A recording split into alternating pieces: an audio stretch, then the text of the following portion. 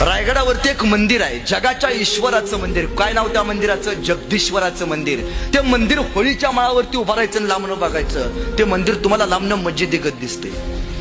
आज जे गुगलवरती सर्च करा जगदीश्वराचं मंदिर, का दिसतंय हो मस्जिदीगत? का बांधलं मस्जिदीगत महाराजांनी? तुम्हाला माहितीये आपल्या प्रत्येक हिंदूंच्या मंदिरावरती गोपुर असतात, पण महाराजांनी ते मंदिर मस्जिदीगत बांधलं. महाराजांचा दूरदृष्टिकोन बघा.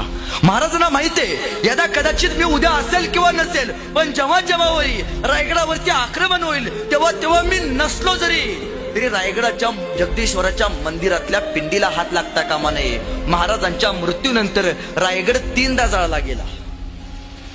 रायगडावरती प्रचंड मोठं लाकडी बांधकाम होतं. आता त्यातला एक लाकूड सुद्धा उरलं नाही.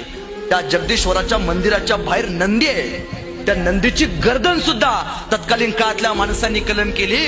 पण 3 वेळा रायगड जाळून सुद्धा जगदीश्वराच्या मंदिरात जायचं धाडस यवनांचं झालं नाही. का? कारण ते मंदिर लांब मस्जिदीगत दिसतंय आणि मस्जिदीत कधी यवन जात नाही. त्यामुळं आज असलेल्या महादेवाच्या पिंडीला हात सुद्धा लागला नाही. आपल्या गावातला देव आणि जगदीश्वराच्या मंदिरातली पिंड जर कुठल्या राजामुळे शाबूत राहिले असेल तर ते छत्रपती शिवाजी राजामुळे राहिले.